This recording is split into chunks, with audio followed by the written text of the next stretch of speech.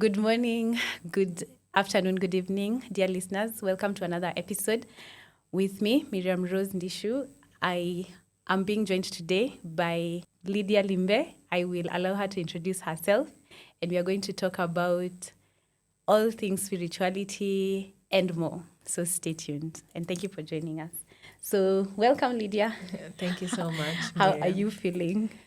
Excited and nervous at the same time. This is my first podcast, and in my previous life, I used to be a journalist, so I was always asking questions. Really? So being asked questions is a bit disconcerting, but There's this practice I usually do in my other coaching life to bring down the nerves. So I think we can take like a second of it. Like basically it's a 10-second exercise where I'll lead you. Mm-hmm. So we can take a few deep breaths. Mm-hmm. And I want you to notice the gentle fall and rise of your chest or stomach with each breath. Notice the temperature of air going in and the difference in temperature of air going out with each breath. And feel the weight of your body on your seat and the weight of your feet on the floor.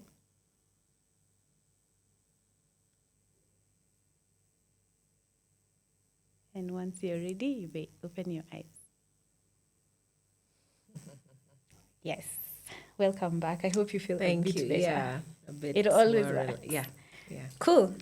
So we'll start with you telling us a little about Lydia. Who is she?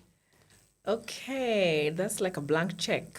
I'm a Kundalini Yogi. I'm also a Pranic Healer. I also work with crystals sometimes, and I dabble in various spiritual practices. Professionally, I am a communication specialist who recently just became a gastronome. A gastronome is a food enthusiast who looks at the different angles, different layers of food from farm to table. So policy issues, nutrition issues, things to do with the taste, because of course food has to taste good. For about 5 years, I was a humanitarian. And that's the briefest, because there's so much I could say. Yeah. But I'm sure we'll unravel this the more we... For sure. Yeah. And let's start with you as a young girl. Mm-hmm. Just start us from when you grew up until where you are right now. Okay, now we know where you are right now. Okay, yeah. Give us a background. So I was born in Nairobi, and then when I turned 7 years, I'm the eldest in a family of 6. We are 4 girls and 2 boys. When I turned 7 years old, we moved to Kisumu. So all my primary school, high school, and university, first degree was in Kisumu County. Now it's county. And then I moved back to Nairobi in 2012. No, 2010. When I discovered that my son is with dyslexia. I have a son who's turning 21 years old this year. Nice. So when I discovered that he's with dyslexia, and the only place that he could be helped was Nairobi. So we moved to Nairobi in 2010.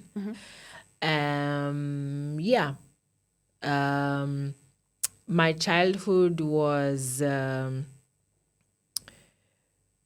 interesting. There was a lot of, like I said, we moved when I was 7 years old. So that was a major shift between what I knew as a family, because we lived together with, mother, father, and my other siblings. And then when we moved, my father stayed back in Nairobi, and we moved with my mom to Kisumu.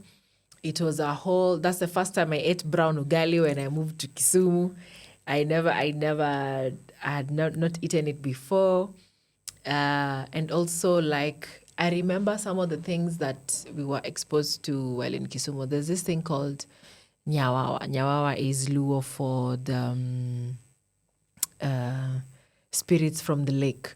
So apparently there would be instances where there would be the spirits from the lake. So to chase them away, not so that they do not get into your house, you would come out with the sufurias and then hit them with something to make noise, then they go away. A lot of people used to say that's weird, but for me it was very interesting. Like, how do you even know? Of course, what alerts you is other people hitting the sufurias, but how do you even know? Did you ever ask? Did you there ever was feel nobody their to. presence? I have no recollection actually.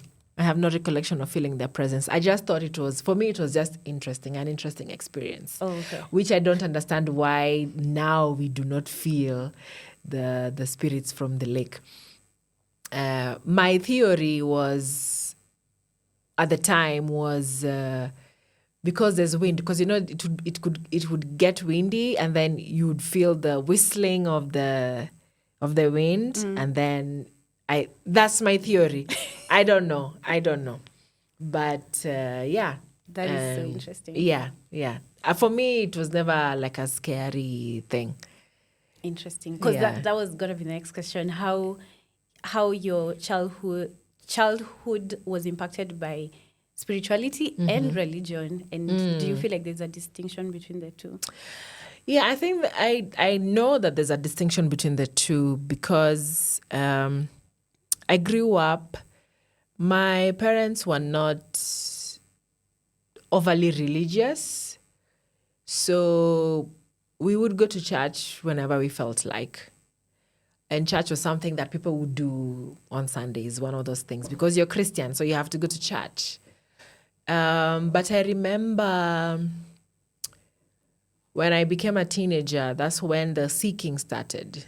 Oh, okay. So my parents were Anglicans, and Anglican would be go to church, do the whole ritual of hymn book. Then if you're confirmed, I never went for confirmation classes because, like I said, my parents were not deeply religious people. So so those who are confirmed would go and get sacrament, and then that was it. So it would be so. And then the same thing that happens now. Sunday school taught about the Bible. I remember I started asking. CRE was a must in high school. Yeah. I remember asking, what am I going to do with CRE? But then I had to do CRE, I think, from 1 and 2. I didn't like it because the exam, the CRE, not just CRE, but I didn't like the social sciences because you had to write so many words in the exam compared to the physics, the sciences. So for me, the seeking started when I was a teenager. So then I got out of Anglican and went to, at the time, one of the new age churches was Crisco.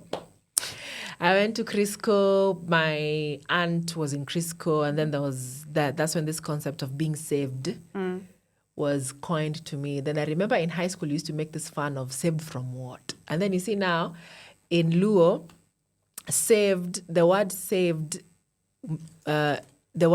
is, when you want to say that you're saved in Luo, you say, Oara. Like, I am saved, Oara. But also, if you want to shave your hair, you also use the word tuaro. You get? Yes. Or if you want to shave your armpits. So, in high school, we used to make fun of, because we also had like a very strong Christian culture in high school, especially, I think, when we got to, we got a new deputy head teacher who was like deeply religious and literally wanted to turn the school into like a religious school. So, so we used to have this Christian CU, CU, Christian Union. Yeah, Christian Union, and then this would be the CU challenge, this would be the CU weekend, something like that, and then a lot of people would be saved. And then I remember that's the time the Nigerian movies Weekend challenge, something like that. Yeah, and then there used to be that's the time Nigerian movies were starting to trend with all those juju in the movies. So I remember one of those weekend challenges, we had this preacher who came. And then at the time, I had already started like rebelling against, because I was like, a lot of it did not make sense to me. So also in high school, I was the entertainment prefect. So of course you'd have entertainment on Sunday until like 4 a.m, and then have to do we had a bit of leeway in high school, in my high school at the time, and then we would have of course then you'd have the church Sunday. mass on Sunday. And for some of us, I'll speak for myself, that was the time you're catching up on sleep. So we were always on the back bench, and then we would sit on the teacher's chair because it was long, so you can sit and put your head and sleep. For me, mass was a pain. It was always a painful experience. So I remember, so now because we were the wayward ones, so we had to be saved. So we used to ask, saved from what? So I remember one of this weekend challenge. So we've been shown a very scary movie, and then we've been asked to go in front to be prayed for. And then this thing of the Holy Spirit comes and takes over, and then people fall down. So I remember standing there, being prayed for, and then being pushed. And then, I used to play hockey also in high school. I played hockey for 8 years. So for me, when you push me, I already have the athlete's reflex. I'm not going to fall down. I am going to step back. Mm-hmm. So you're pushed, you step back. You're pushed again, you step back. Like, what is happening? Whoever is praying, because we have to look like the Holy Spirit has gotten into us. Mm-hmm. Anyway, so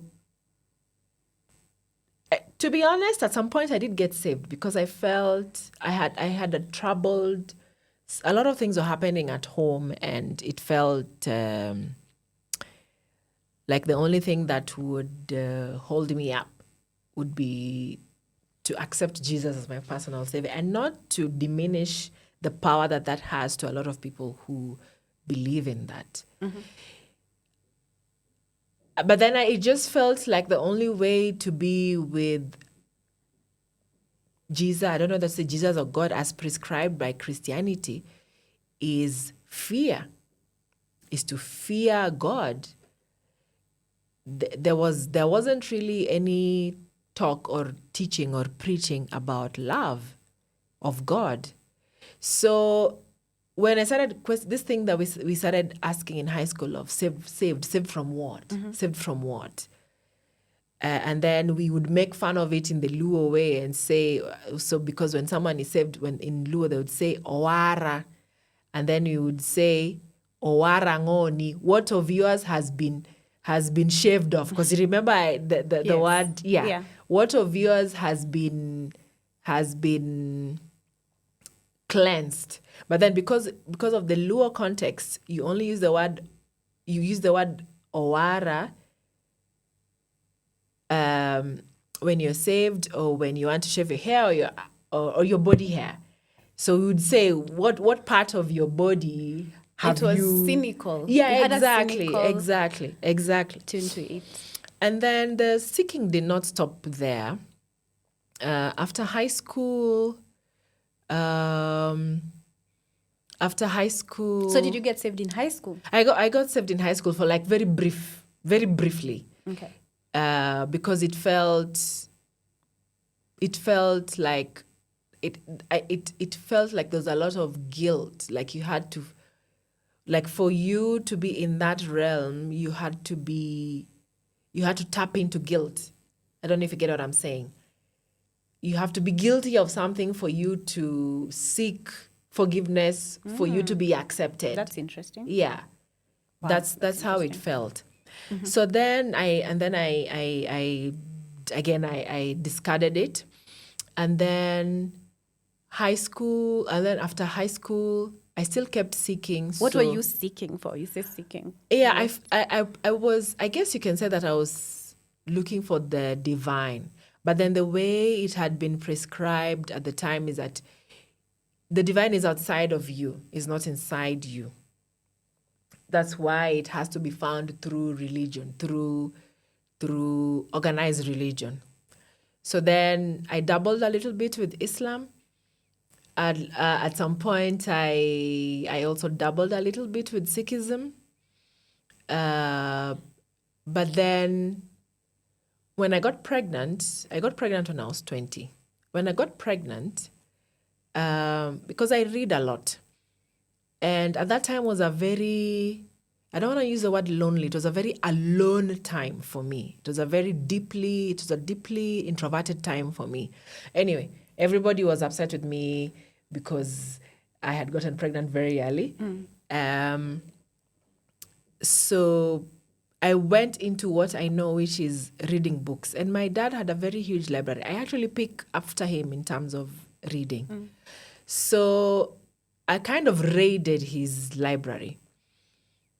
He was an accountant. So there's a lot of accounting books. Like, let's say this whole wall, full of accounting books, apart from 3 books. 2 on yoga. Really? Yes. And what are one, the odds? Exactly. And one on, I don't know what it's called. I don't know what the science of it is called, but what obstetricians do. It was about obstetrics. I don't know if that's the right word. Yeah. So I had also a lot of questions about this pregnancy. Of course, I know nothing. I'm 20. This book was my go-to. But then also there was this yoga book. So everything I knew about pregnancy, I got from this book. And then after I delivered, I started doing the practices from this book. So there was like level 1 and level 2. I still have one of the 2 books to date. But like, what are the odds that's so crazy? I'll get there. I'll get there. So I would do these exercises. And it's not until, so this is 2004 when I am doing these exercises. So I have nobody to talk to about what I'm experiencing as far as the exercise that I'm doing in this book is concerned. The yoga. I lost a lot of the baby fat as a result of following the book. And also my sanity, looking back now, my sanity was really maintained or restored? Maintained. Because at that time, nobody was speaking to me. Like, I was even sent to my aunt's house. Nobody was speaking to me. I was a burden throughout, all over. So even the ability to just be with myself was as a result of that book. Now, so that is 2004. And then I went back to school, I think, in 2005, because lucky for me, we had a long break. So I was able to carry my pregnancy to term and have my baby up to 8 months without having to worry about school. I was very lucky. So then I went back to uni to finish. And then I just went back to the exercises that I knew, which was hockey. I told you I played hockey for 8 years in both high school and uni. And then...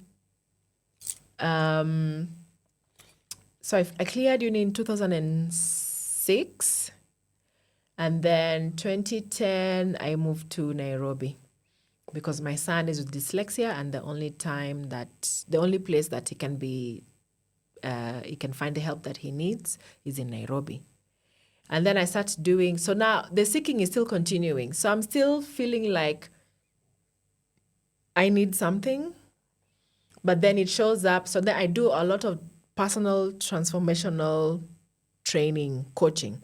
So I do Landmark. Really? Yeah.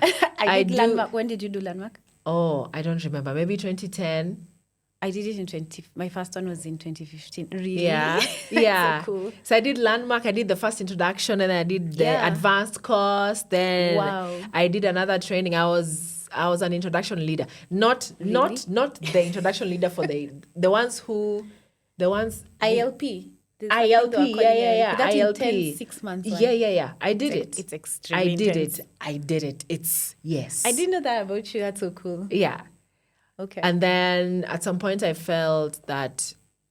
and at this point, are you still doing the yoga practices? So did you continue? No, the one from the book, from no. the book. So now during this Landmark, I meet a Bikram yoga teacher. He was part of one of the sessions that I did.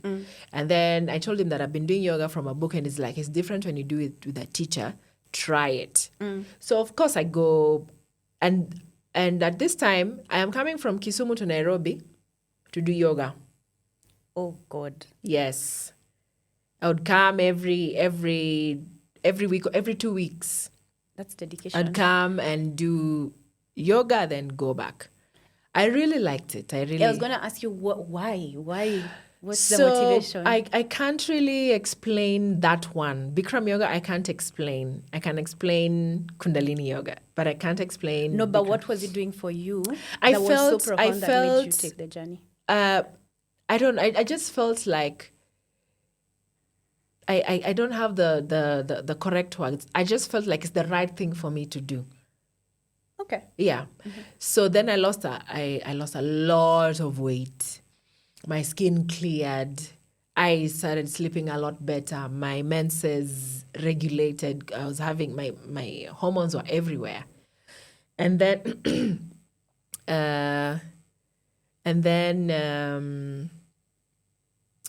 what happened? So then he had to leave. He had to leave Nairobi. So at that time I'd already moved. So I moved to Nairobi in 2010, towards the end of the year. So then I would do yoga with him 5 days a week. And even at some point in my life, I made a decision on where to live based on where the yoga, So then I would come from work, go for yoga, then go home. It was that important. It was very important, yeah. And then he had to leave. So then I had to find something else. And then I went for Vipassana. Interesting. I still haven't done Vipassana. Yeah. So Vipassana was so I'm still seeking. So Vipassana was it was like a shock in my system, because that's the first time I experienced my madness. How I hear it's intense. Ew. I have never done it again. I know people who I went with that I met there that have gone several times. I have never gone back again. But I have my reasons. When you say your madness, what do you mean? I mean, like, it's the first time I was being aware of my thoughts and how chaotic they can be. Like one second you're thinking happy thoughts, the next second you're thinking psychotic thoughts. Like, for me, it was just like, I felt like, I was like, and then we think the people in the market, the way they say that every market has a madman. Yeah. We are all mad. We just have different degrees. Yeah. For me, oh my God, it was so intense. I felt like the thoughts were threatening to consume me. So it was the first time I was aware of the intensity and the nature of my thoughts. And then it was also the first time that I ate for 10 days. There was no meat. Yes. My body felt so good. Oh, really? Yes. Shout out to all it's vegetarian. Yeah, it was vegetarian. Yeah. But then this was the thing. So for new students, we would have our dinner at 5 p.m. and it would be a banana and tea. Talk of detox 101. Exactly. And for all students, would be herbal tea. That's it. Oh my God. Until the following day at 6 a.m. Because you'd wake up at 4, you'd be waking up with a gong to meditate. Yeah. And then by the time you're done, you're literally ready for breakfast. You're not even I used to think, like, you're not going back to your room. You're going for breakfast like at 6 in the morning. Your system is ready for the food, is asking for the food. Yeah. So this was the first time I was exposed to this kind of this type of eating, non-meat eating, and using the 6 to 6. It's like a 6 to 6 rule, sort of, like when the sun is up and when the sun is goes. How people in the days when life was better, things were supposed to go according to the sun. Like stop eating, you sleep. Yeah. When the sun is down, before it comes up, you rise with the sun, Yes. basically. Yes. That's so cool. So I really liked how my body felt. But so I also came out of there with a very strong craving for pork. Okay. I swear I ate pork every single day for 30 days ikanibo. Like I could not eat it anymore. Like I would cook it and not even serve it. Wow. Eat it from the sufuria. I came out of there with a very strong craving for pork. And then I couldn't eat it anymore. I ate it and I couldn't eat it anymore. And then it was there that I learned about Africa Yoga Project. Yes. And then I moved.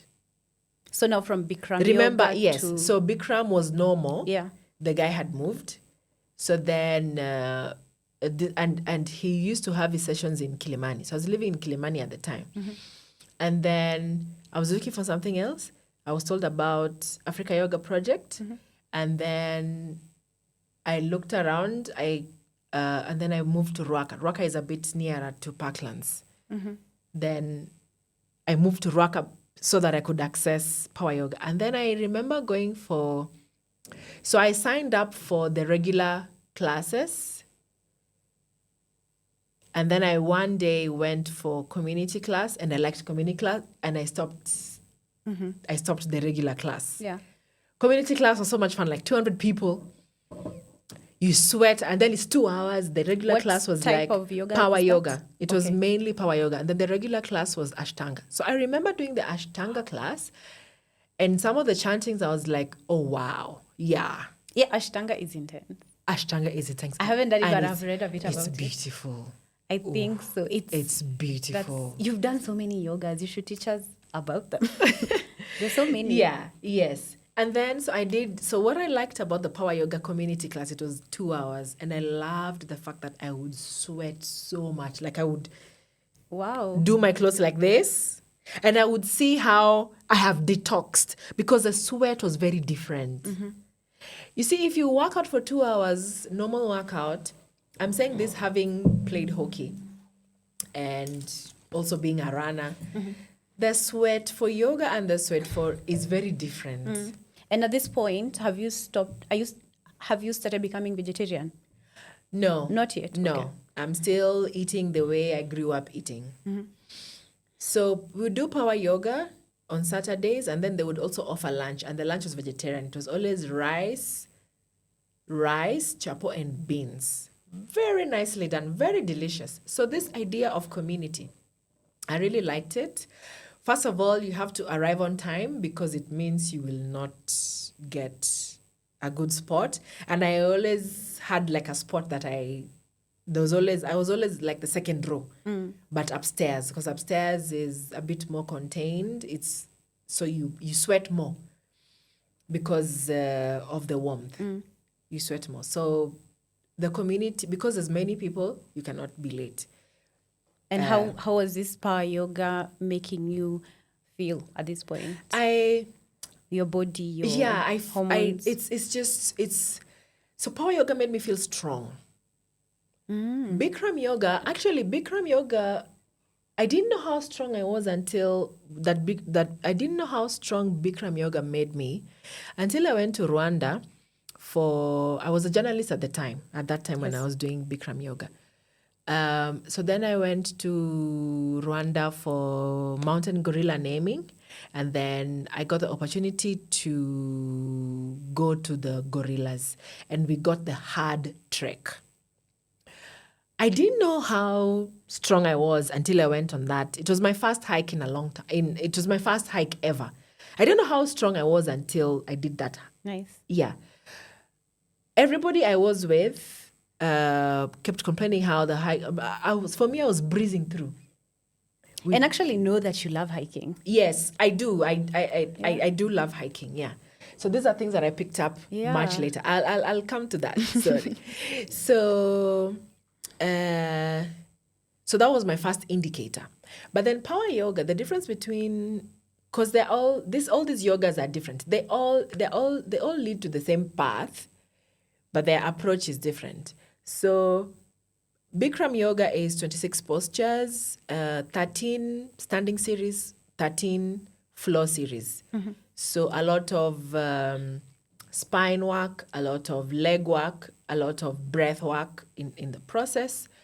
But then the difference between Bikram yoga and power yoga is Bikram yoga, we didn't do a lot of upper body work. You still do it, but it's a different approach to power yoga. Power yoga, there's a lot of it's upward facing dog, downward facing. So you have to get to do like a press up like move.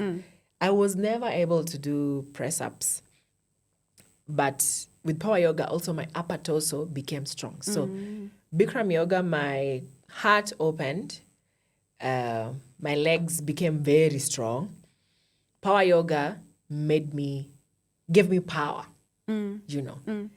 So I did, so for a long time, power yoga, Saturdays was like my, Saturday morning, I would go to the market, come with the produce to AYP, then go home. That was always, for I think 2 years. Then one day, I did the session, and then I walked up to one teacher. In that, sometimes yoga gives you a haze, like they call it yoga brain. So in that space of being in the yoga brain, I walked up to a teacher and asked them for, when is your teacher training? Then he said, I'll let you know. He's called Ken, my friend. He now owns a studio. So Kenna, as he's popularly called, Kenna tells me about Kundalini Yoga. So he tells me, there's a teacher training starting on this day. I'm like, okay. And then I sign up. I have never known about Kundalini Yoga. I sign up, and then we meet for the first time, and then we do the tuning in. Ong Namo Gurudev, Ong Namo Gurudev Namo, Gurudev Namo, Gurudeva. And I just felt like I'm home. Wow. And then so this was like a full year training divided into 4 sessions, 4 or 5 sessions. I don't remember now. This is now 2014. So I did Vipassana in 2013. I moved so that I can do AYP. Yes. And then they tell me about Kundalini Yoga, and then I do Kundalini Yoga in 2014. So the first time we do the tuning in, I feel like I'm home. And then they teach us the philosophy, and then we also do the practices. And then when you're doing the practices, how my body felt, the inner body heat that I would generate as a result of doing this exercise was, remember the book that it was that one. I remembered it. This is how I used to feel, but I could not explain. I have goosebumps. Yeah. Lord. So Kundalini Yoga found me. I didn't go looking for it. Actually, I think all the different types of yogas, they found me. And I feel like there was a progression of sorts and a preparation as well. Does it feel like that for you? It's like they're different, but everyone it was like led to the other. And I have before I forget, to be clear, your dad had nothing to do with Hinduism or yoga or Buddhism or none of that. No, it was just coincidence. I will explain the book. I will explain the coincidence. Curious. I will explain the coincidence. It's coming. Okay. So then the heat. Yeah, and this is how I used to feel when I would do, and I was like, wow, yeah, like wow. And I just soaked up these teachings. Like, I didn't even have to like intellectually dissect it. It just felt like. So, and then this week 1, so it would be fed vegetarian food. Always. And then I remembered how my body felt in 2013 during Vipassana. And I was like, wow, I'm going to transition. Like, I really liked it. And then even this idea of having your last meal before the sun goes down also was again repeated. And you see, this was now done within the training sessions in the year. So it's easy to dip your foot into it and then you forget and then you go back to your normal programming. So then it would happen and then you'd be reminded it would happen, then you'd be reminded, That's good. So that's when I decided I'm going to transition into being vegetarian. But then, so the morning sadhana, the morning practice. Sadhana is Sanskrit for spiritual practice. Yeah.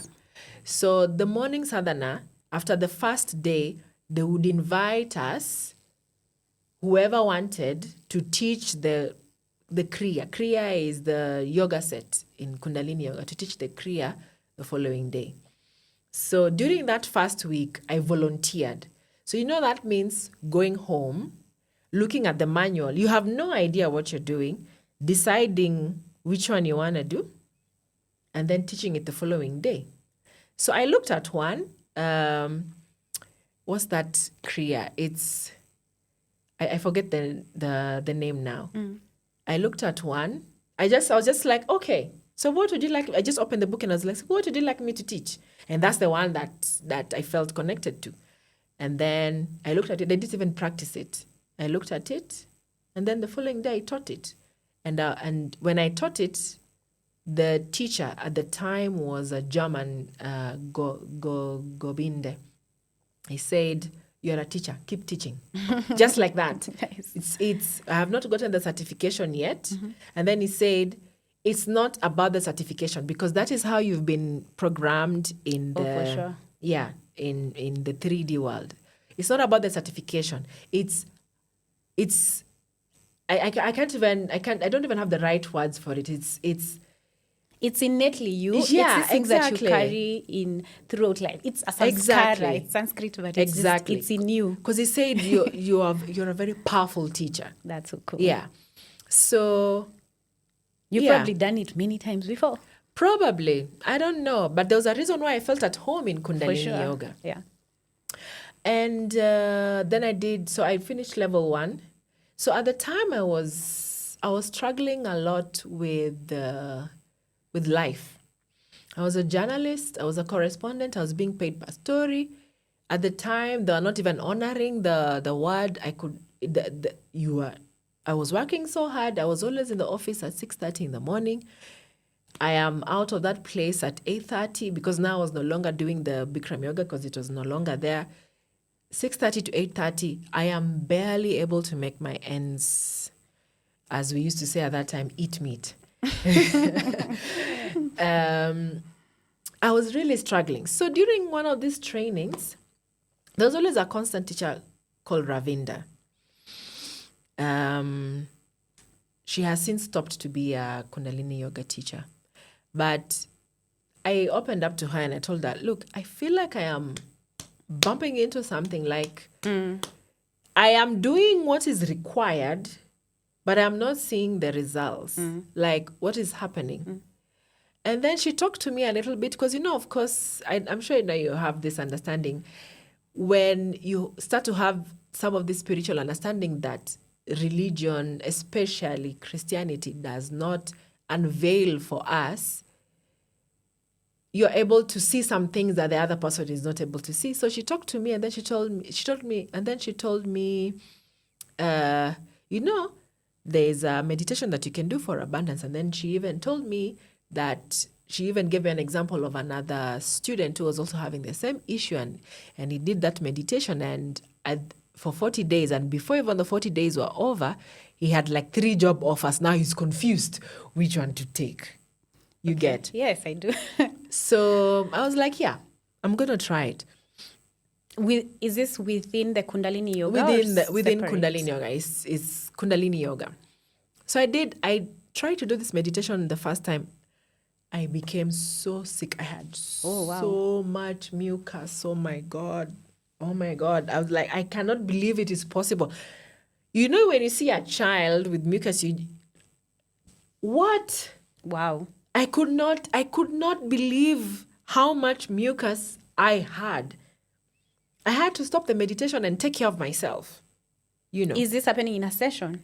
No, it's continuously. Continuously. So it's like a build-up of mucus. And then now that I know now what it is now, a lot of the I don't know whether to say the energetic Blockages? yeah, were coming out like that. Yeah, for sure. Yeah. And then I stopped. And then It's a 40-day meditation. yeah, so I did not even do the 40 days. And then I have a friend, Vincent, who's a transformational breathing coach. And then invites me for a level 1.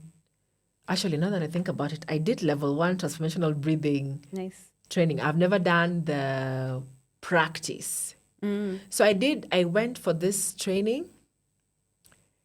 We did a lot of, it's how transformational breathing works is that you do active breathing through the mouth, and then whatever issues that you're dealing with, because we have a lot of blockages, we hold all these issues in our bodies. So the pressure points are the ones that are pressed as you breathe, based on whatever it is that you're dealing with. I went back home. I threw up so much. That kind of throwing up, if you're unwell, would kill you. That's crazy. I threw up so much, and my life went on as if nothing had happened. Wow. I threw up so much. I threw up until I still feel like throwing up, and there's nothing to throw up. My son at the time was like, "Mom, are you okay?" I'm like, "I'm fine." Like, literally, I was fine, but I was throwing up, but I was fine. Is this before or after the mucus saga? After the mucus saga. You did the breathing. I did the 6-day level 1 transformational breathing training. And that was, and then now I'm throwing back up home, is happening at on the home. 6th day. After no, the like 6 days. like day 7. Yeah. After the 6 days. Day 7. Your body is very in sync. Yes. Something about it. Okay. Yeah. And then I throw up so much. And then I think on the 9th or 10th day, because I did not leave the house at all, then I am supposed to do a screen test, so that, because I wanted to also do TV, because my training actually was electronic media, even though I was in print. Then I get out of the house, and then I'm hit by this wave of energy. Boof! And I get out of the house, I'm like, oh my God, no, I can't, like, what's happening to me? So then I called Vincent. Then he told me, you've become very sensitive to energy. Evidently. That's what's happening. So I finally arrived wherever it is I did, but that day was just like, the energy is so heavy for me. Like, everything was, like, I was aware of every single thing, including people's thoughts. It was so intense. I came back home. I did what I needed to do. I came back home. That day I only had one job, was to do the screen test and make sure that at the time the managing editor for KTN was Joe Ageo. Make sure Joe Ageo receives it, and then go back home. I could not get out of that house for 3 days. Wow. I was tired because of that energy. Yeah. So then I asked again. So then I remembered now, Kundalini Yoga, because you are raising your Kundalini energy, and because the exercises make your body ready and able, strong and able to contain this energy, you also need to cover your head. Really? Yes. Because hair is your antenna. My God. You know, let me tell you something. There's something about hair, and I know I'll research on it a bit more, but there's something to be said for how yogis cut their hair and leave the shika, because now they concentrate all their energy on that shika only, but then they leave the hair shaven. Now it's making sense. Yes. Cool. And like the Sikhs, you remember, you know how they cover nakilemba. But they comb their hair forward and then really? Yes, and then hold it like this, then tie it, then they put the. I thought it's because of the kilemba style. It's because of it's an energy thing. But then you see, it's also not explained to them properly. Now we know. Yes, exactly. Wow. Mm-hmm. So I actually interrupted you when you were saying hair. Yeah. So then that's something to do with when I remember the Kundalini Yoga teaching of how to take care of your hair and to cover it so that you continue, so that you're in your energy, you're not absorbing other people's energy. So I had to start wrapping your head. Yes. Did it help? So now, the time that I would wrap my head when I would teach yoga, but not on a normal time. Normal, not every day. And then so 2014, I started to transition into being vegetarian. Slowly. I loved meat so much. I loved seafood so much. Slowly. I went fully vegetarian end of 2018. And then that's when I also felt that I wanted to work in food. Oh, wow. Okay. Yeah. But I didn't know how. So I did like a introduction to permaculture course. And then I listened so much on YouTube about food, so much. So I knew so much about food also, learning everything that I knew about food and learning, and then also questioning stuff and noticing, oh my God, this is such a blind spot. And then for me, a blind spot for many of us. And then for me, I keep feeling that my life has been, you know how there are always those outliers, the first people to take up something. Pioneers. Yeah. I feel like my life has always been like that. So then even being vegetarian, and then I'm the only vegetarian in my family. I know, I get you. Yeah. We are so similar in so many ways. Yeah. It's so uncanny. Yes. So I felt like, this is again another thing that I have to be different about, you know. But then also having to ping pong between wanting to fit in. Yeah, to fit in, because you can never underestimate that need to belong. That's true. Yeah. So I did a lot of, that yo-yoing of I want to belong. And at some point I was like, okay, you know what? I'm vegetarian. It's fine.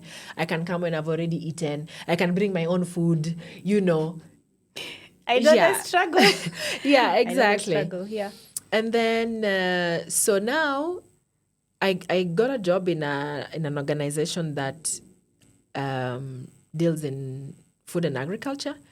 And I had said that this is going to, when I was applying for that job, I remember I was like, this is the last time I'm applying for any job. So I'm going to stop you a bit. Yeah. So when you the Muka story, when you were doing the abundance practices, did they pan out? Or since you stopped, nothing happened? So I went back again. I did the 40-day meditation, and then I got job one. You did? So it worked? It worked. Okay. But it also propelled me somewhere else. I got job one, but I got fired from that job after 4 months. And then I wondered why, of course. Of course, that took me down a very deep sadness route. And then I went back again to the same tool that I had. Then I got another job. Then I got fired again. So I was like, the first time I got a bit depressive. The second time, I was like, what the hell? Then the third time, I got another job. So the first one was 4 months. The second one was 6 months. The third one was 9 months. So then when I was doing the 9-month job, I had a feeling these guys were going to fire me. And then on that day that they fired me is the day that I got the feeling. And when I got the feeling, I also got a feeling that I need to call Kirdi to go and learn how to make peanut butter. So I called them. And then, between that 9-month job that I finally got fired from, and the next job was very short, but there was no time to mop. Yeah, and wallow. Because I was busy with my peanut butter business. And then also, in the process of being busy, I also asked myself, why is this thing happening like this? There must be something else. There must be absolutely something else. And also that time when, because when I was a journalist, I was still struggling. Also, that's the time that I also connected to angels. Wow, okay. Because I kept asking, why is it that being spiritual has to be directly related to being poor? Why can't you be spiritual and have financial abundance? Because these things were made for who? See, for me too. Yeah. So when I remember when I was asking this question, I was coming from Standard Group. At the time it was at I&M. And then you remember where this Nakuma that got burnt was at? There used to be somebody who sells books there. I don't know if they're still there. So something told me to stand there. And then I went and stood. And then I remember standing and I'm like, okay, I'm here. So, because I'm not going to start sifting through those books. And then somebody touched a book, and then another book, some book popped up. It's written Angel Magic. And then I looked at it, I picked it up, and I was like, why am I feeling like I need to buy this book? I just bought it 200. I think I had 500 shillings. So that would mean I'm not going to have fare for maybe the day after. I picked it up. And then I'm in the matatu and I'm like, why? I'm perusing, but I'm like, why? Why did I feel like I have to buy this book? And then I bumped into a prayer, an abundance prayer. So I read this book for a bit. And then I decided, let me try this prayer. I feel like my trusting the universe to provide for me is as a result of that book, because the miracles, I know sometimes when you say miracles, we tend, depending on whichever context. Yeah. For me, the miracles that I saw during that time, because I could barely make ends meet. There's a time I was even in arrears of 45,000. Where am I going to get that 45,000? I remember going for field work as a journalist and then receiving, because at that time, there was a time I needed like 25,000. And I remember doing that prayer. The prayer lasts, when you do that, it's called a Shekinah. When you do that prayer, it lasts exactly 7 days to the time that you did it. So whatever prayer item you have within the 7 days, you can do it, and then you can do the Shekinah again. I remember asking for 25,000. Like that morning, I'm asking for 25,000. I need it because I'm going to be evicted. I've gone for work. I don't remember now if it was Nyeri or Aberdare or something. I've gone for work. I never used to be the journalist who asks to be paid to do the story. No, me, I'll just do my bit. If you send me, I will not say no, but I will not ask for it. I remember going to this place. On my way back, I see M-Pesa 25,000, exactly what I needed. And then the lady calls to say, thank you very much. I was like, wow. So it comes in and goes, of course. It comes in and goes. That's just one example. I have so many examples of that during that time when I was looking for... I even remember when working for the UN was a prayer item for me on the Shekinah. I was like, because the notion had been, who gets these jobs? Nobody. Yeah, exactly. And I was like, me, I'm not a somebody who can get those jobs. And then before I got my first UN job, I was shortlisted, I think 2 times or 3 times. Off of this prayer bado? Yes. Okay. Because it was, at some point, it was a prayer item. Like, even me, I want to work for the UN. Like. Interesting. Yeah. And then I got shortlisted 2 or 3 times. And then I remember I had, when I applied for when I got the first job, and even how I got the first job, I'm hearing much later, I was the first candidate, but was not given the job because there was an internal candidate. And then the internal candidate messed up, and then the boss was like, that girl who was, please give her everything that this other lady got. So this lady, having been an internal candidate, she knew the system, so she even negotiated for a very high pay. I got what she got. Oh my I Jesus got what Christ. she got. Me, I would not have thought of negotiating because where I was coming from, I was earning peanuts. I would not have Oh my negotiated. God. So when you say your encounter with angels, this is what you mean? Yes. And is it Christian angels? Yes. And yes, it's Angel Gabriel for protection. And is it Gabriel or Michael for protection? So Michael, Gabriel, and others. I didn't even know there were like Metatrons. I didn't know. Yes. Yeah. There's. I've also come to learn about Metatron afterwards. Yeah. And I had a stint in Catholic, but I didn't know about Metatron. But yeah, there are so many other angels. There are so many other angels. Yeah. And then now I bumped into another book called Ask Your Guides. I've heard of that book. Yeah. Oh my God. I'm reading it again. Oh, really? Yeah. I have not read it. You should give it to me to read it. So things about... Because I've become sure. very, I don't know, I was telling you in the morning that I was giving you an example and I was telling you these people tell me, and I always honestly feel like there's someone standing next to me telling me things. I guess that's what the guides are. Yes. I become very, very close with my guides, or they become very palpable to me. So I guess when I read that book, it will make sense. Yes. But sorry for interrupting. Yes. Mm-hmm. And then I remember that I used to sense them when I was a child. Oh, wow. I used to speak about them, but they were shut down. Of course they were. Yeah. That's why we're having this conversation, because we need to revive Exactly. that. So I read them, and the first thing was know your spirit.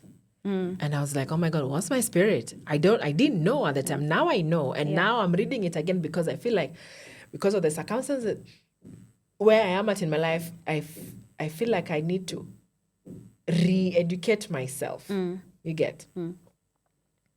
So this about guides, there's angels for everything. Angels to find you lost items. Angels to find you parking spots. Angels, everything. That's actually true. I've read that in the internet. It's actually a thing. It is. Including parking spots. That's so funny. It is. So one day I decided, okay, let me have fun with this thing. I couldn't find my nail cutter. And nail cutter is one of those things. So me, I never lose things. Yeah. So I couldn't find my nail cutter. I looked and looked and looked where I thought it would be. So I was like, then I remembered, okay, so let me ask that angel that finds things. About 20 minutes later, I have a feeling to check somewhere.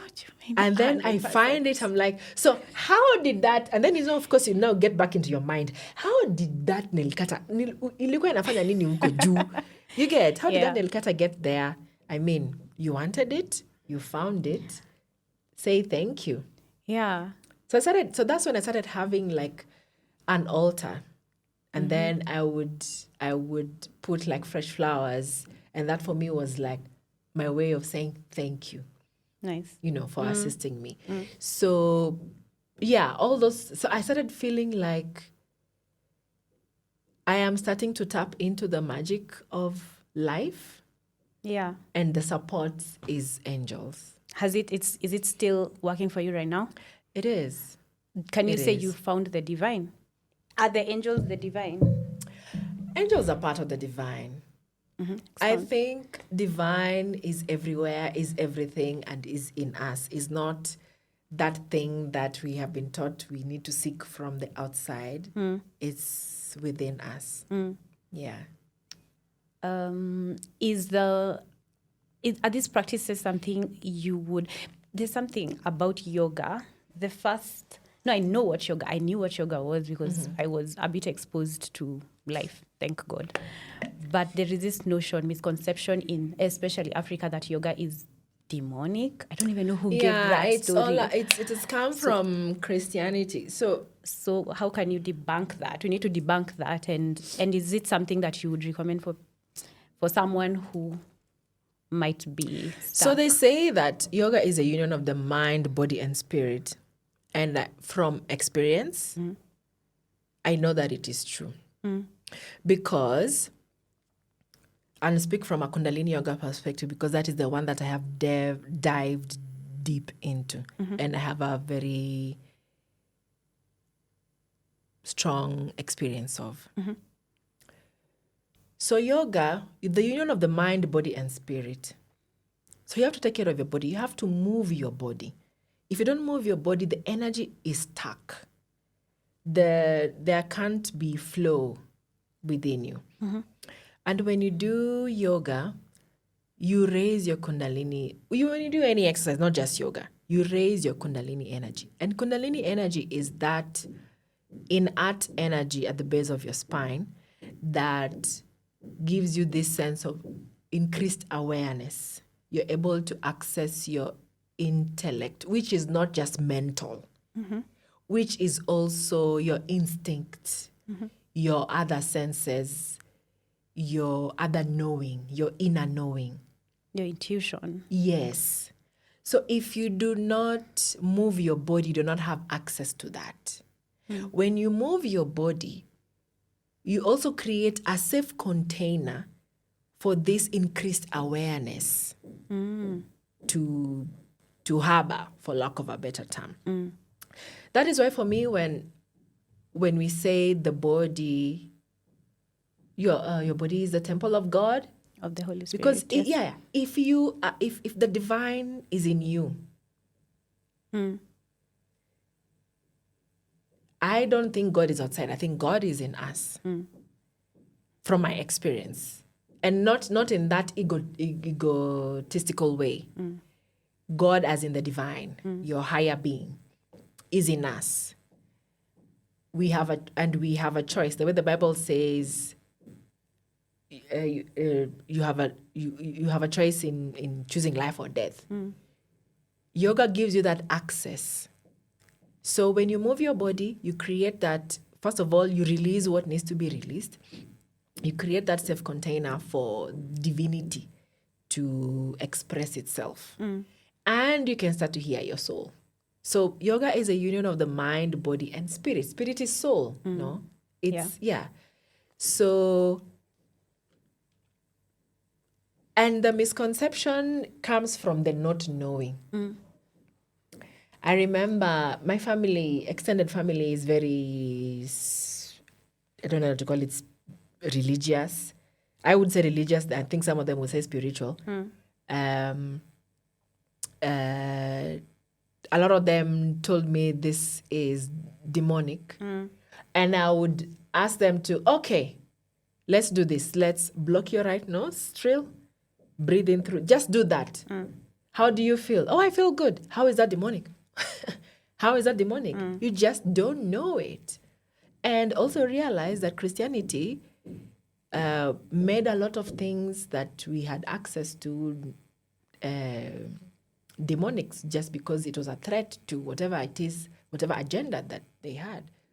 Yeah. So, and for me, I feel like I started understanding a lot more that right now I can sit with, I remember the last conversation I had with a Christian about Christianity and about some of the realizations that she's had. And I'm like, girl, I get you. And I'm not getting you from a Christian point of view, and I'm getting you from a yogic perspective. I totally understand what you're saying. We are on the same page. Yeah. We are speaking the same language. We've just used different parts. Yes. But I feel like having done yoga, it has increased my awareness and my perception, because also how some of this, my opinion, I think there's the more your consciousness increases, I don't know that to say, the deeper or the wider your understanding of scripture. That happened to me. I understand the Bible way better now. I understand Jesus' teachings way better now that I am actually a Hindu. It's crazy. I'm more spiritual. So I 100% get you. And then for me, I also noticed, for me now, the realization, also because I dabbled a bit on Islam. And Sikhism, then I realized it's all the same thing. Packaged differently. And unfortunately, we are stuck on the differences. Imagine. The expression of the spirit. we are stuck on the different expressions. We are not united by the similarities. I like that. I love that, actually. There is the question you mentioned, different yogic paths leading to the same, different yogic practices leading to the same path. What's that path? The path is to be one. You can say to be one with God, or to be one with God, but not God outside, God within. To be one with the divine. Yeah. Make a case for vegetarianism with using your experiences. So I think people should just eat however way they feel like, because I think there's everybody, not everybody, as in as a body. Everybody has its needs. But from my personal experiences, I felt my body, I felt like my body was breathing, and then I had access. I started having access to a lot of energy. So I started running. I started running. I want to say I became a long distance runner, but I didn't do the actual long distance for a long time because there was a shift in my living situation where I could not express that as much. So I have a lot of energy. I started running, I started hiking, I started dancing. I climbed Mount Kenya in 1.5 days. Yeah, summit with 0 sleep. For real? Yes. But I actually believe you now. Listening to you today, Yeah, because I've heard it's arduous. Yeah, and we didn't take an easy route. And then for me, I can't sleep when I'm excited. Gosh. Yeah. What? Hey, okay. Yeah. So I started, and I did it when I had, at the time I was coordinating 47 countries. I had a lot of work, so I only had a weekend. I like that you're bringing in convention. There's this notion that spiritualists are busybodies and lazy and everything. So I like when you keep mentioning your corporate life as well. Yeah. That actually like you to match the two, like how this would work for someone in corporate or conventional world. So there was a time I got, I've predominantly worked in communication. And there's a time I got so tired of communication because of what I saw as the lack of understanding by the management that I was dealing with, and then undermining the role. So I was like, I'm going to go to programs. I got a program job. I know nothing about programs. And I hate Excel. I do not like, I never learned it. For me, it's whenever I see something in Excel, I'm like, ooh, what am I supposed to do with this? So I have never done program. Then I got a program job and managing Kenya and South Africa. And this was with fair trade. I know nothing about fair trade. I know nothing about doing program work. We are supposed to try and introduce the fair trade brand products in Kenya and South Africa market. So one day, so every single day I would take it a day at a time, and every single morning I would ask the angels for help. Wow. I would ask the angels for help because I am out of my depths here. I got the job, I wanted it because I wanted program. I got the job, but I was totally, completely out of my depths. Did it work? Let me tell you. So we were supposed to do a survey on. We were supposed to do a survey. So the director and my assistant have been in program and in fair trade for much longer than I have. So we are in this meeting and they are talking. I am quiet because what can I contribute? I am supposed to be the one spearheading this thing. And they're talking, and this is when I learned that when people are talking, I'm saying this with a lot of respect. When people are talking bullshit, I perceive what they're saying as I can hear what you're saying, but I cannot, it's not landing. It sounds like to me like noise. Frequency. Yeah. Difference in frequency. So it's actually like static. Yeah. So they're talking and me, I'm hearing static. So then I remember that time sitting and asking the angels again, please help me. So then, please help me. Then I got an idea. Then I was like, I just interrupted. I'm like, but we already know that the Kenyan and South African market do not know about fair trade branded products. That's why we are doing this project. We need to take this thing to the next level. This research to the next level. Now, this is what I think. I think we need to take these products to one of the busiest malls and ask people based on what they are seeing, because we cannot just ask out of memory. Of course, they will tell us what you already know based on what we are seeing. And that is the idea that carried the day. Yay. Nice. So we did, in Kenya, we did in Village Market. I think it was very successful. The people who brought products sold everything that they got.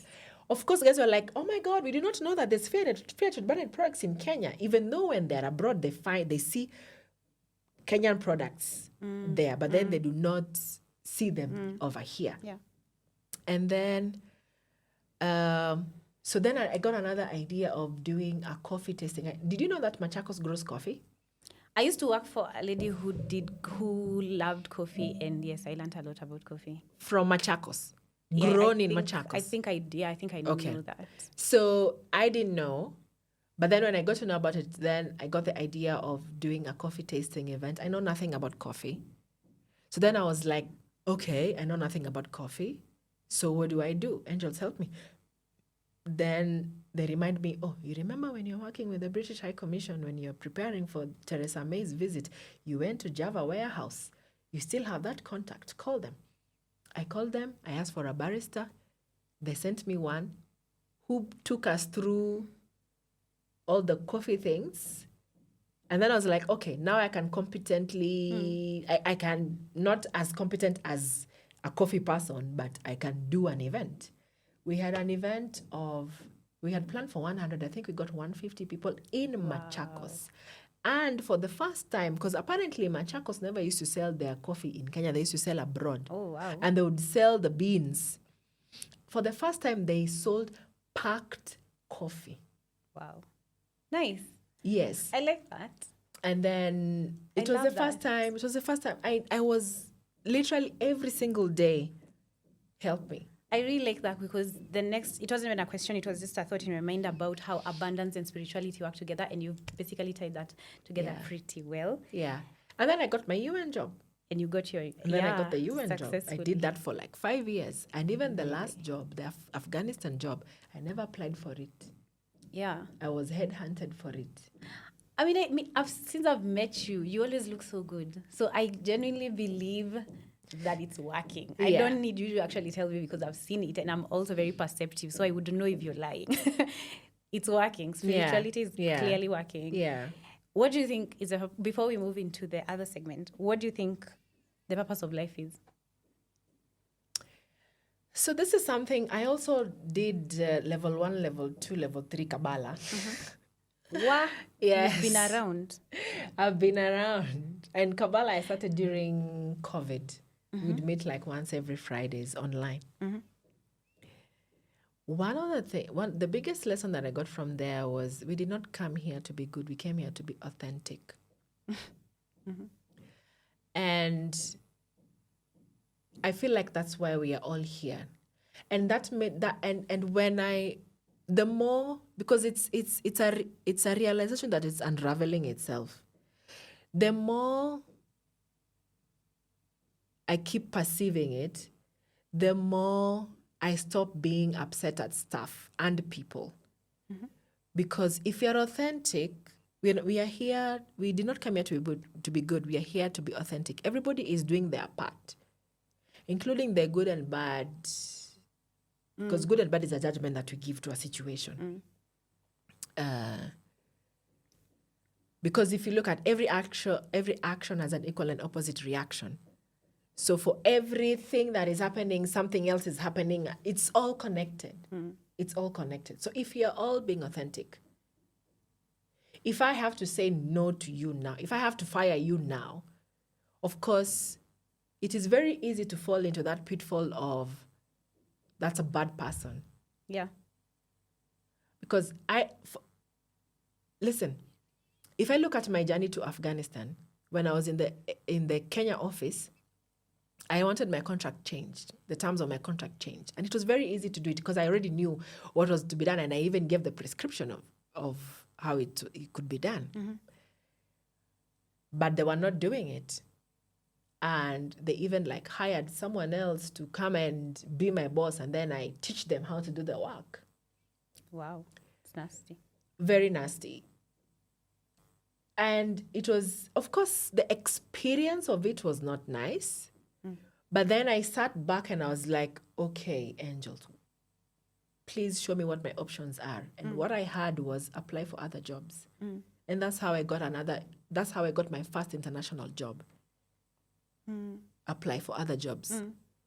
It would have been very easy to say those guys are bad. And wallow and be a victim about it. Apply for another job. I applied, I got another job. And then it is from here that I got headhunted. Meanwhile, I got headhunted because of the work that I was doing in the Kenya office, because it was emergency. The first international job that I did was not, that's the one I was coordinating 47 countries. I love that you also put in hard work. So it's not just asking it's angels not and to woo. sleeping. No, it's you have to do your stuff. part. Yeah, you have to do your part. It's very grounded. I love that. Yes. I really love that. And even how I went for gastronomy studies, Which is what we need to talk about now. Yeah. I felt like I need something, but I can't tell what. I can't tell. So how was that transition? In fact, let's transition to Yeah. that. So I'm in Afghanistan. We are in a shared kitchen. And then I was feeling very melancholic. And the deputy head of office comes to the kitchen, and I'm like, I actually think that I'm doing a monologue, but he had me. If it was up to me, I'll travel the world and write about food and people who make food. Then he tells me, oh, do you know about slow food? I'm like, no, I don't know about slow food. Oh, we even took it started as a counter movement to fast food, and it started at a university. We even did some short courses with them.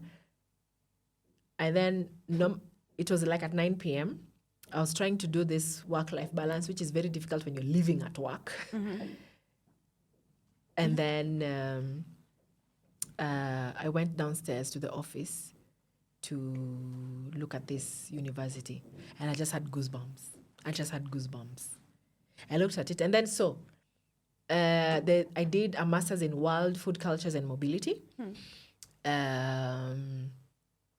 But I thought, also the intellect, also the mental takes over sometimes. I thought maybe I should do marketing and communications, because that's what you used to yeah. But then I was like, so that was my first choice. Then second choice was world food cultures. So then they were supposed to have an online open day. And then when I went to the open day, then then those breakaway rooms.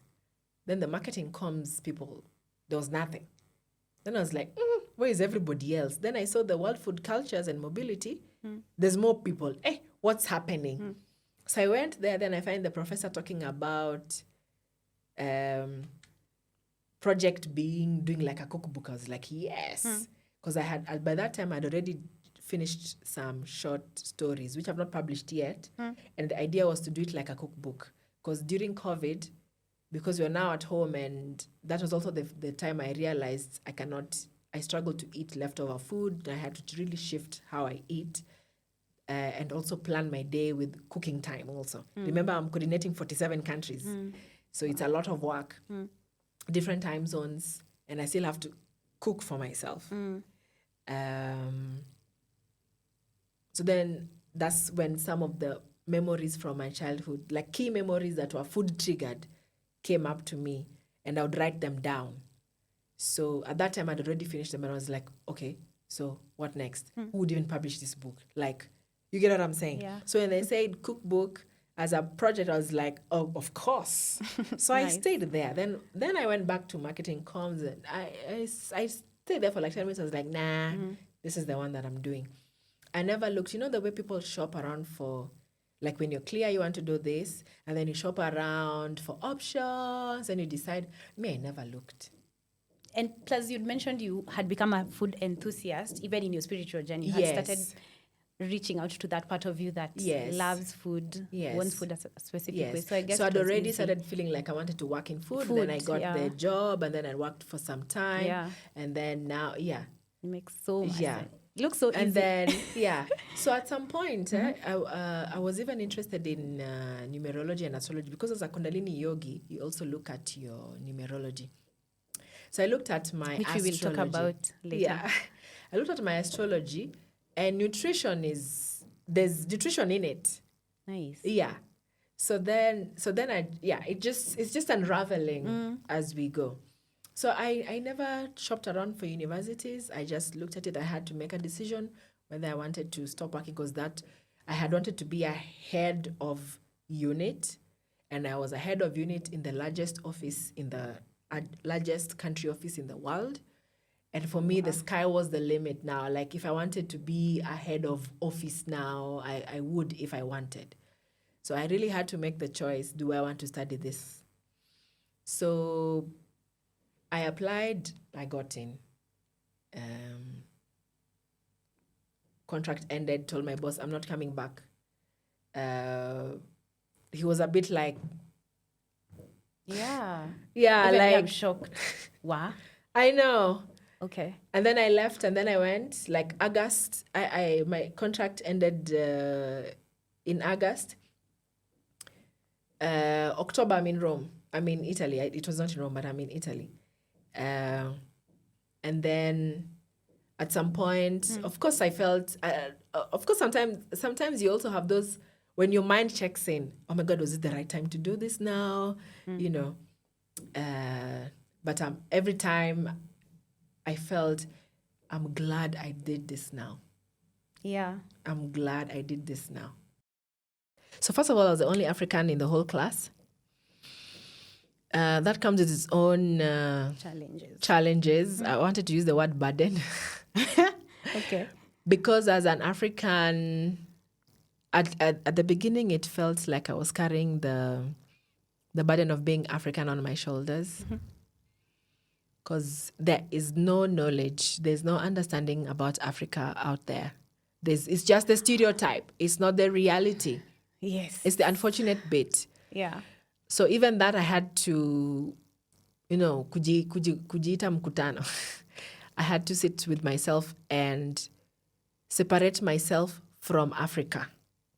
That I am not carrying Africa's problems, because first of all, by virtue of being, just because you're Black, people think you're automatically on scholarship, you're automatically struggling, you're automatically everything terrible about being African.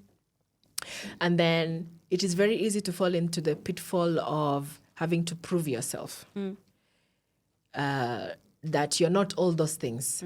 Then I decided, so when I said kujita mkutano, I decided I'm not going to try and prove. When it calls for having to stand up for myself, I will, but I don't have to prove myself to people who have no clue or do not have the will or the decorum to get to know who I am. So I just let myself be and my brilliance be. Because also that's the other thing. Because also, even as Africans, we internalize some of those stereotypes. It's psychological. It's very unconscious. We never know it. So it's in such situations. Because even me, I noticed. So I would ask the hard questions, and even if I don't get the answers that I'm looking for, I would seek the answers myself.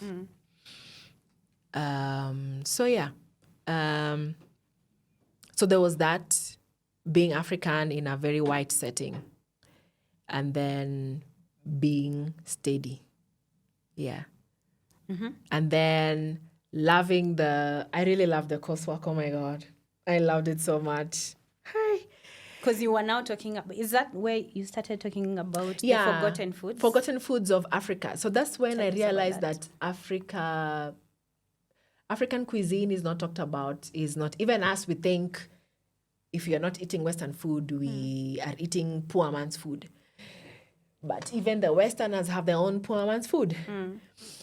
So that's when I got interested in in Forgotten Foods of Africa. So then I did. So then I realized there's so much that we are not eating as a result of gastrocolonization and then now the globalization of the food system. So then I started asking. When I looked at the research is there.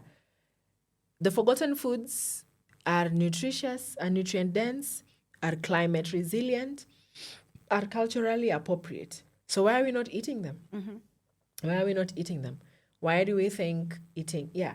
So then that's what, made me interested in. And why? Why aren't we? What's the some of problem? the reasons. Yeah. It's psychological.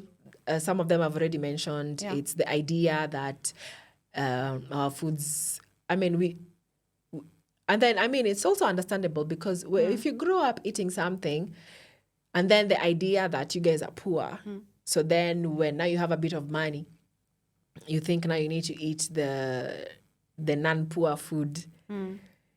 Because we're all aspirational. I understand that psychology, but then it's not an empowering set of thoughts. Yeah. So there's that. Then there's the gastrocolonization of our food system, starting from colonial times. Our farming methods were disrupted. So now food was commoditized. We used to grow food for sustenance. Now food is for money. That's why there's all the monocultures and whatnot, which fortunately now the world is starting to talk about regenerative agriculture. And then that's where another forgotten foods come in, because a lot of the way they were cultivated those days was they were organic and they used regenerative methods. And then, so there's the systemic because even if you look at the policies that we have now, is all just stemming from gastrocolonization, all about food as a product, commodification of food. And then there is the westernization of food. Now it's like you can now, top starches, wheat, maize, rice. Because I was going to ask you, what are the forgotten foods? So millet. Did you know there's 12 types of millet grown I only found millet in Uganda, actually. I had seen it here, but when I went there's so much abundance of sorghum and millet. But Uganda is so rich. But that's another conversation. Gosh. Yeah. So there's 12 types of millets grown in Kenya. There's also two types of sorghum. So millet, sorghum, cassava, the tubers, all the tubers. Then there's even vegetables. You know nderema, Malaba spinach, so good. It grows wild. It's like it's a creeper like money plant. Hey, nice. I'm really trying to domesticate it so I can grow it in my balcony. Yeah, you should grow it so that I can come for it. I'm really trying. Dafai, you brought me singing nettle the other time. I haven't even used mine yet. Me neither. The Malaba spinach, the jute malo, mrenda, the amaranth, the green one and the purple one. What are you doing other than the research, what are you doing to you personally? I am still conflicted on what is the best thing to do, because I feel like I understand that since we are in capitalist world, what makes sense is to come with a product. But I feel like a product, I'm struggling with how to bring it out, because how to bring it out to us, to the public, because of the commodification of the food. Because I don't want to just okay, I can open a restaurant and then serve the food and then you just come and order, eat and go.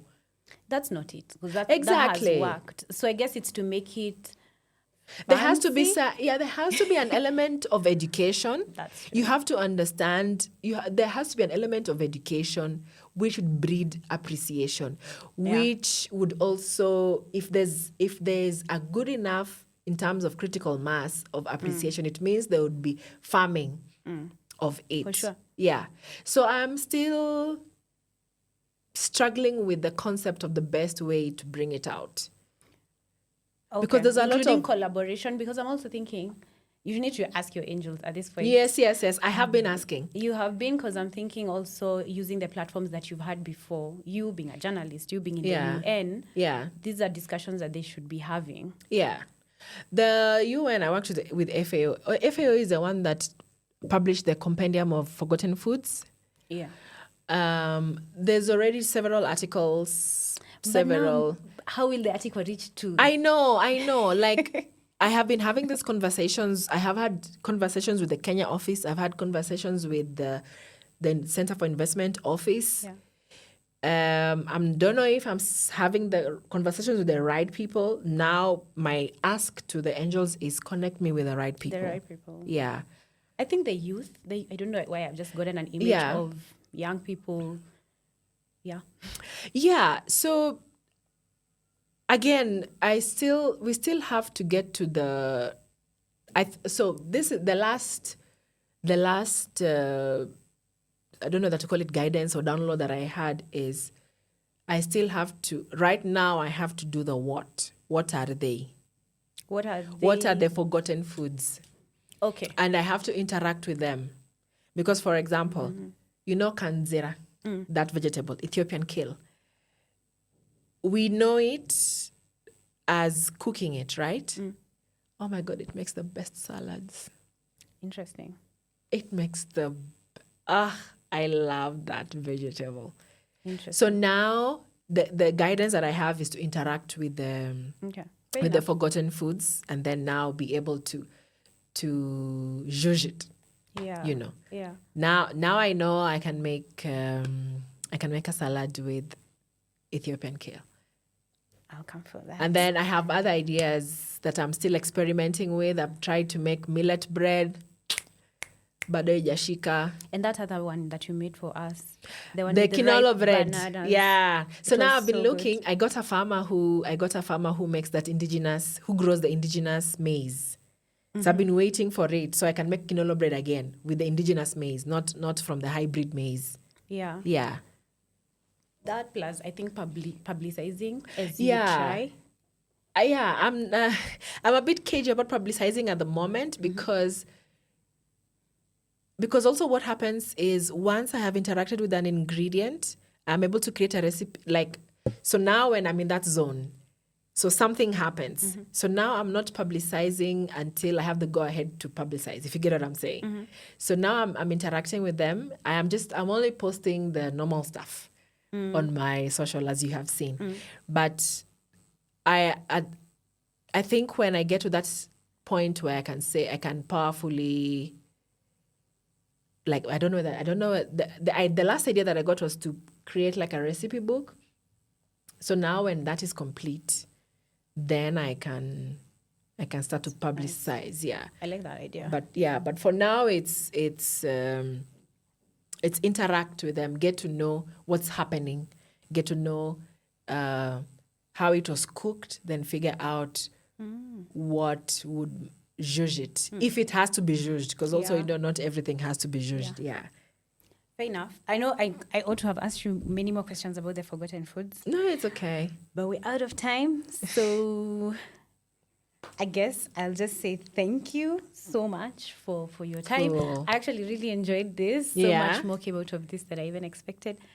I'm hoping the viewers will enjoy it. If you have any questions, please let us know. And we obviously will have you again to talk more about the Other forgotten stuff. foods, Yeah. as well as even more about your life, more about the Kundalini, more about the angels, everything. Yeah, Cool. I loved it. So Thank you so much for having me. It was really nice. I didn't know that I can talk so much, but I can. Thank you. Thank you. All right.